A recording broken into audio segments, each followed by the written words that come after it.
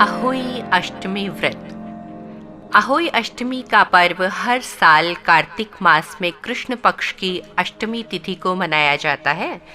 इस दिन माताएं अपनी संतान की लंबी उम्र के लिए निर्जला व्रत रखती हैं और रात में तारों को जल अर्पित करने के बाद ही व्रत खोलती हैं। अहोई अष्टमी के दिन अहोई माता यानी पार्वती माता की पूजा की जाती है। इस दिन महिलाएं व्रत रखकर अपने संतान की रक्षा और दीर्घायु के लिए प्रार्थना करती हैं। जिन लोगों को संतान नहीं हो रही हो, उनके लिए ये व्रत विशेष होता है। जिनकी संतान दीर्घायु न होती हो, उनके लिए भी ये व्रत शुभकारी होता है। सामान्यतः इस दिन विशेष प्रयोग करने से संतान की उन्नति और कल्याण भी होता है। ये उपवास आयु कारक और सौभाग्य कारक होता है। प्रातः स्नान करके अहोई की पूजा का संकल्प लें। अहोई माता की आकृति गेरू या लाल रंग से दीवार पर बनाएं। सूर्यास्त के बाद तारे निकलने पर पूजन आरंभ करें। पूजन की सामग्री में एक चांदी या सफेद धातु की अहोई, चांदी की मोती की माला, जल से भरा हुआ कलश, दूध, भात, हलवा और पुष्प, दीप आदि रखें।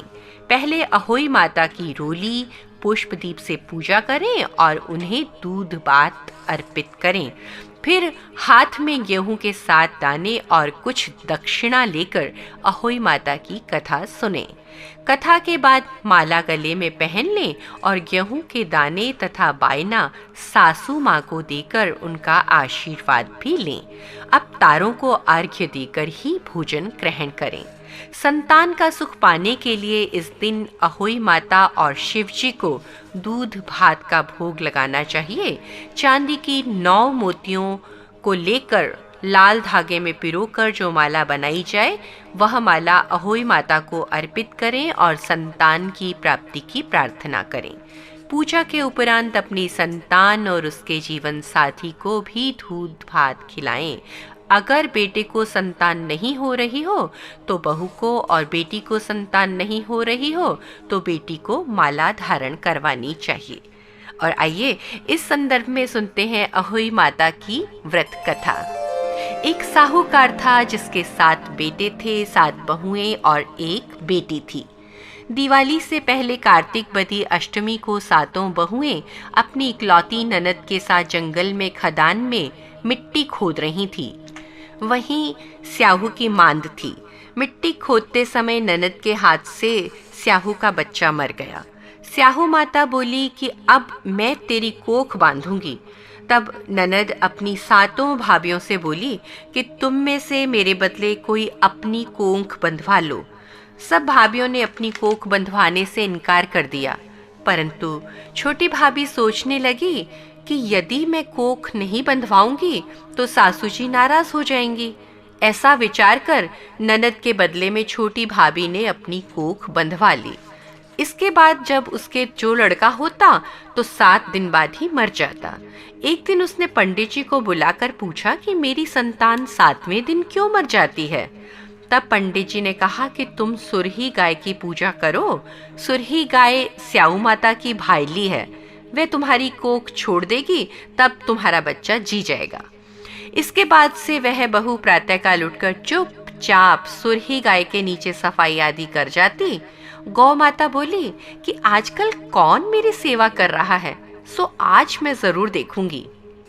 गौ माता खूब तड़के उठी तो क्या देखती है कि एक साहूकार के बेटे की बहू उसके नीचे सफाई कर रही है। गौ माता बोली, क्या मांगती है? तब साहूकार की बहू बोली कि स्याऊ माता तुम्हारी भाईली है, उसने मेरी कोख बांध रखी है, सो मेरी कोख तो खुलवा दो। गौ माता ने कहा, अच्छा। अब तो गौ माता समुद्र पार भाईली के पास उसको लेकर चली। रास्ते में कड़ी धूप थी, सो वे दोनों एक पेड़ के नीचे बैठ गईं। थोड़ी देर में एक सांप आया और उसी पेड़ पर गरुड़ पंखनी का बच्चा था, उसको डसने लगा। तब साहूकार की बहू ने सांप मारकर ढाल के नीचे दबा दिया और बच्चों को बचा लिया। थोड़ी देर में गरुड़ पंखनी आई तो वहां खून पड़ा देखकर साहूकार की बहू के चोंच मारने लगी। तब साहूकार ने बोली कि मैंने तेरे बच्चे को नहीं मारा, बल्कि मैंने तो सांप को मारा। जो तेरे बच्चे को डसने के लिए आया था, मैंने तो उससे तेरे बच्चे की रक्षा ही की है। ये सुनकर गरुड़ पंखनी बोली कि मांग, तू क्या मांगती है? मैं बोली 7 समुद्र पार स्याऊ माता रहती है, हमें तू उसके पास पहुंचा दे। तब गरुड़ पंखनी ने दोनों को अपनी पीठ पर बैठा कर स्याऊ माता के पास पहुंचा दिया। स्याऊ माता उन्हें देखकर बोली कि आ बहन, बहुत दिनों में आई। फिर कहने लगी, बहन मेरे सिर में तो जू पड़ गई हैं। तब सुरही के कहने पर साहूकार की बहू ने सलाई से उसकी जुएं निकाल दी। इस पर स्याऊ माता बहुत प्रसन्न हो गई और बोली कि तूने मेरे सिर में बहुत सिलाई गेरी, इसलिए तेरे 7 बेटे और बहू होंगी। मैं बोली, मेरे तो एक भी बेटा नहीं, 7 बेटे कहाँ से होंगे? स्याऊ माता बोली, वचन दिया, वचन से फिरूं तो धोबी के कुंड पर कंकरी हूं।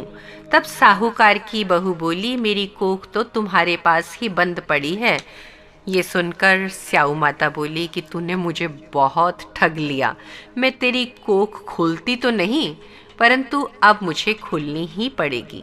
जा, तेरे घर तुझे 7 बेटे और 7 बहुएं मिलेंगी। तू जाकर उजमन कर, 7 अहोई बनाकर 7 कढ़ाई करना।